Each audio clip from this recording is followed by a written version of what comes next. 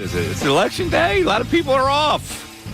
What is with the kids getting off on election day? Never used to get off. Is it for that? Never used to get. Yeah, the kids are off today, election day. I thought it was for the NFL trade deadline. It might have been for the NFL trade deadline. I think maybe they use a lot of the schools for the polling places, so the kids are off today. Because I got a notice from my little leaf picker uppers. Oh, they're back? Yeah, they want to come back. They want to come back for another hell. I'm Mike Missanelli. It's the Mike Missanelli Show. Bill's with me. Ray's with me. There's something I want to be fair about something today. I want to be fair to Nick Sirianni. I know that sounds odd, but we're going to play you some Sirianni criticisms for all over the world. And everybody is ripping into the guy. And we made the point yesterday. Okay, yeah, he did some really stupid things. They're 6-2, and I keep thinking like Bill's voice haunts me at night. All he does is win. All he does is win. And I'm going, yeah, all right. I guess I got to keep that in perspective. But nobody seems to keep it in perspective. All these national football people have completely bailed out on him, and they pretty much think he's what I call him a goof. Now, it was interesting. I was looking at a poll. The Philadelphia Inquirer did a poll on do you think the criticism of Nick Sirianni is fair? So when they get responses, and I haven't been in newspaper business, I'm kind of familiar with the process of this. Where let's take letters to the editor, for example. If you've got 10 people who criticize something and 2 people who don't, then that's a 5-to-1 ratio. So they will use, to be fair, they'll do we'll do the 5 critical and the 1 that wasn't critical to balance it off. That's the way they do things. So I'm looking at the responses for do you think the criticism of Nick Sirianni is fair? And just let me read all of them that they put in here, right? Which means it was 100% across the board against Sirianni. Yes, yes, yes. All the criticism of Nick is fair and appropriate. It doesn't appear he makes many decisions during the games these days, but some of the ones he makes shows he doesn't belong in the head coach position. Being aggressive is one thing. Having no clue and stupid decisions are another. He will cost the Birds games going forward. Signed, Tom G. All right, let me go to Natalie C., who writes, definition of insanity, doing the same thing over and over, expecting different results. Sirianni could have put the game out of reach, but I'm guessing his ego got in the way. Ridiculous calls. Next one. Yes, the criticism is warranted. Why continue to do something harder when you can do what most coaches do? Make it easier on your team. Take the damn points. If this continues, this ridiculous decision-making, when playoff time comes, he's going to find himself out of a job. Signed, Mitch B. Keith C. says, the criticism of Sirianni is definitely valid. His ego gets him into trouble on game day strategy. In addition, he does not seem to learn from his past mistakes. Gary P. writes, Gary P. seems to be an older gent. Gary P. says, as a season ticket holder since 1958. Yes, 1958, he says. I've seen a lot of games. I know I am not smart enough to be a head coach, but I know what I do not know.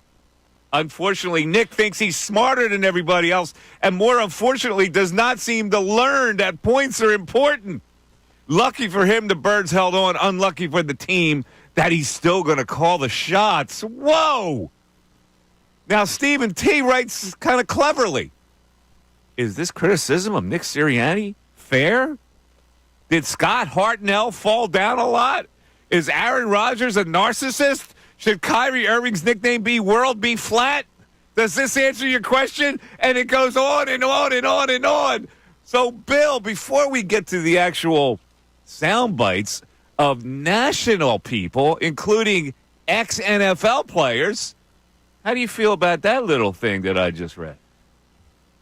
Here's what's bothering me immensely is we have a 6-2 football team coming off of a game where we should be talking about the performances of Saquon Barkley, Jalen Hurts, Devontae Smith. You look at the defense.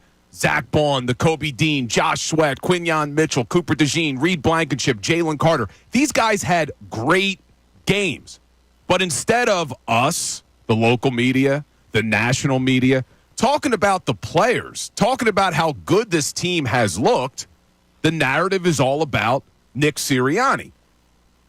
But it's not an unfair criticism because, unfortunately, as much as I have supported Nick Sirianni, the players became the subplot of the game.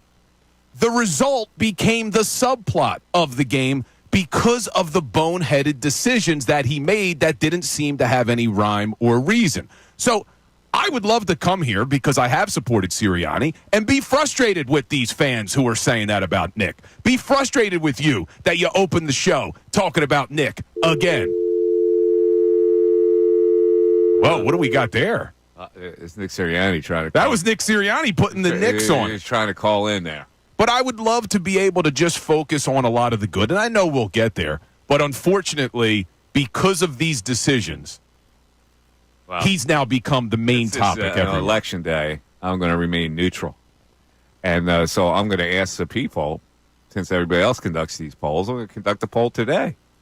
Is the criticism of Nick Sirianni fair or unfair? Now, before we get to that, before we get to our first break, I'm just going to give you a little sample of the criticisms that he's receiving nationally. Like Chase Daniel was a backup for 73 years. So does he have any credibility? I guess. He was a pro quarterback, right? You remember he was all angry they went with Carson Wentz over him that year he was in Philly. Yeah, so I mean, I don't know. Is he in that commercial as the backup who comes in and pulls the trailer into the driveway? Is that Chase Daniel? Or is that Case Keenum? Oh, it's Case Keenum. That's right. Yeah, they're kind of the same player, aren't they? Chase Daniel and Case Similar, Keenum. But at least Case Keenum had that one good season. He brought the Vikings to the NFC Championship. That's true. He started in that game. They lost to the Eagles. Yes. All right, so this is Chase Daniel's criticism and views of Nick Sirianni. They have the number one total defense, the number two scoring defense, the number one pass defense, and the number two rush defense. They are balling in that, okay? But they're not back because their coach, Nick Sirianni, is holding them back. The Philadelphia Eagles and the players bailed out Nick Sirianni once again. He took 9 points off the board. They should have had 37 points scored in that game, which would have tied a season high. So for me, it's a pattern because if you do it once, right. If you do it twice, okay. When you do it 3 times, that's the issue. I've never seen a more talented team come together and their coach continually hold them back. Okay, these guys are dug in. Now I'm looking at the efficiency the Eagles are playing with, both offensively and defensively right now, and they are 6-2, and it seems to be a conflict. It seems to be the irresistible force versus the immovable object here. On like, I'm not so sure that you can go overboard to say that Sirianni is holding them back when the offensive and defensive metrics are all damn pretty good, right? So they're really good. So that's why I am in a conflict here because listen. You know how I feel about them, but they are 6-2, and while he made some bonehead plays, it doesn't seem to affect the Eagles' offensive and defensive metrics because they are flowing pretty well right now. So we're going to play more of these things as the day goes on, but I need to talk to the people about this whole thing. Are you as dug in as the letters that I read and the soundbite that I just played, and we're going to play more of those, and they're all the same. They all criticize Sirianni. There is not one thing that I have read or heard that supports the guy. And so I want to know how Eagle fans feel about that. See, I'm on the fence today when we ask the question, is the criticism fair or unfair? Because I think it's fair to look at the in-game decisions that were made on Sunday and criticize him immensely because I still can't get my head around some of the decisions that were made. We talked about them at length yesterday. But when you do take a step back and look at the totality of the season objectively, they are 6-2. You and I battled last week about have they truly faced adversity. I think they have already this season with injuries and a lot of road games You don't think going to Brazil was a big deal? I do. I think all of that throws the start of the season into flux. So you got to give the head coach credit for coming off of the collapse that they had last year where there was a bad taste in everybody's mouth to start the season, and then you battle adversity to start the year. Injuries, road trips, all of those things factored in, and you're sitting here 6-2. You also overcame a lot of Jalen Hurts turnovers to start the year, and it looks like they're ascending in the right direction. So I don't know. Is it fair to criticize him for the in-game decisions? Yes. Is it fair to criticize him, like you say, as a goof? A lot of fans saying they should fire him no matter how the season goes. That, I think, is over the top. All right. Here's how you get in. Text-wise, phone call-wise, 610-632-0975. It's the Mike Missanelli Show. Back after this.